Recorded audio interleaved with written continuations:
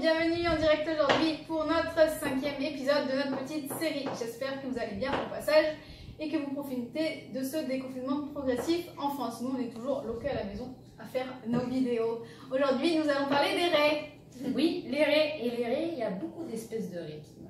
Effectivement, beaucoup d'espèces, c'est un groupe très diversifié, jusqu'à 500 espèces différentes. Elles ont toutes en commun un squelette cartilagineux, comme les requins d'ailleurs, et ont toutes une morphologie complètement aplatie horizontalement. Aujourd'hui, on va parler de 3 espèces de raies qu'on a ici dans notre région.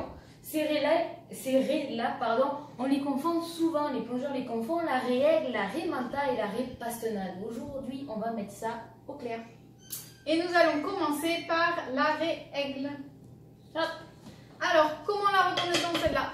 Alors, elle a un museau ou une tête qui est limite proche des humains, avec un nez qui va être assez proéminent. Pinocchio! Et une bouche qui va être dessous.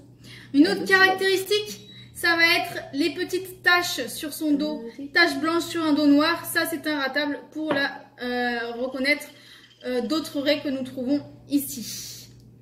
Niveau taille, on parle de combien?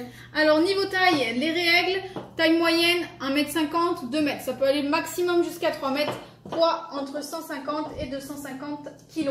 Ce sont des raies qui vont occasionnellement, pour se nourrir notamment, vont être trouvées sur le fond. Mais sinon, ce sont des raies qui vivent dans la colonne d'eau. Ok, maintenant on va parler de la deuxième espèce, une des grandes préférées, la majestueuse, la raie manta. Hop là. Raie manta. Alors, pourquoi on pourrait la confondre avec une raie aigle? La forme de ses nageoires triangulaires qui est assez similaire. Mais si vous regardez au niveau de la tête, la bouche, c'est complètement différent. On va avoir 2 nageoires céphaliques qui vont former un entonnoir. Pas de nez, pas de tête proprement parlée. Et des yeux qui vont être sur le côté. C'est une raie que vous ne retrouverez jamais sur le fond de l'eau, jamais sur le sable. C'est une espèce qui est pélagique et qui vit en pleine eau. Entre les raies manta, il y a aussi différentes espèces. On va avoir des plus grosses ou des plus petites. Très bien. Alors, plus grosse, plus petite, on parle de combien de mètres? Alors, pour la maximum, raie manta océanique peut aller jusqu'à 6 mètres, voire 7 mètres, peser plus d'1 tonne, donc de belles bébêtes. Sinon, en moyenne, on va plutôt sur des individus qui vont être entre 2 et 4 mètres d'envergure entre les 2 pointes des nageoires. Allez, notre dernière espèce, c'est la raie pastonnade. Raie pastonnade, là vous pouvez voir tout de suite, c'est une raie complètement différente de forme, beaucoup plus arrondie.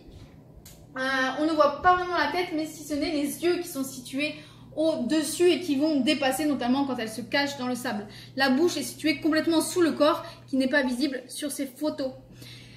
Couleur jaune, brun, marron, des fois gris, et pas de taches sur cette espèce que nous trouvons ici. C'est une raie benthique, c'est-à-dire que c'est une raie qui vit posée sur le fond. Vous n'allez jamais voir une raie pastonnade nager proche de la surface. Alors, ces raies, qu'est-ce qu'elles mangent?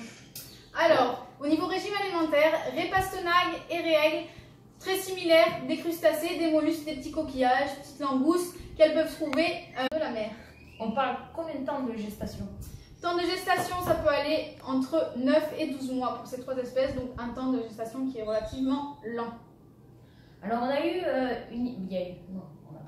il y a eu l'histoire d'un plongeur qui s'est fait transpercer par un dard d'une raie manta.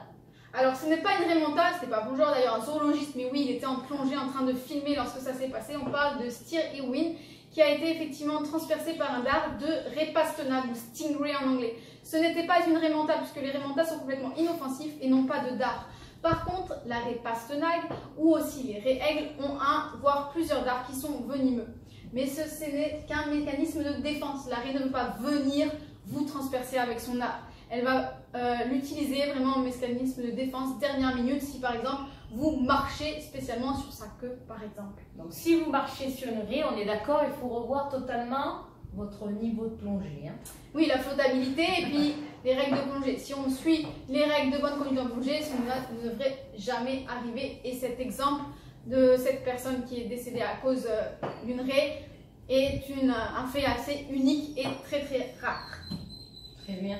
Maintenant, on va parler de nos petites raies qu'on a ici dans la région, la raie aigle, la raie manta et la raie pastonnade. Ces raies-là, on est chanceuse parce que à la saison des requins-baleines qui est maintenant, et qu'on ne peut pas y aller, on a la chance de voir des raies mantas.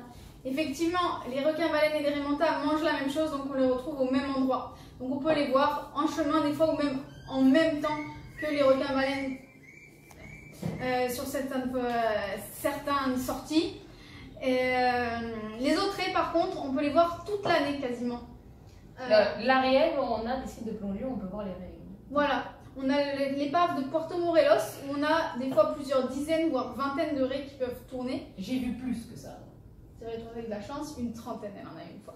Sinon, on a aussi les sites de Cozumel où on va avoir des grosses règles. Là, on va parler plus de 2,50 m, 3 m d'envergure et à moins fort nombre, qu'on va plutôt voir l'hiver. Quant aux raies pastenagues, on les voit toute l'année sur tous nos sites. Ce sont des raies, si on baisse la tête et on fouille un peu dans le sable, c'est vraiment très commun de les apercevoir, même des fois juste en snorkeling du bord de la plage. Et voilà pour nos petites espèces de raies qu'on a ici. C'est la fin de notre épisode de cette semaine. J'espère que maintenant vous ne confondrez plus une raie manta, une raie pastenague et une raie. Merci de nous avoir suivis et à la semaine prochaine. Ciao ciao!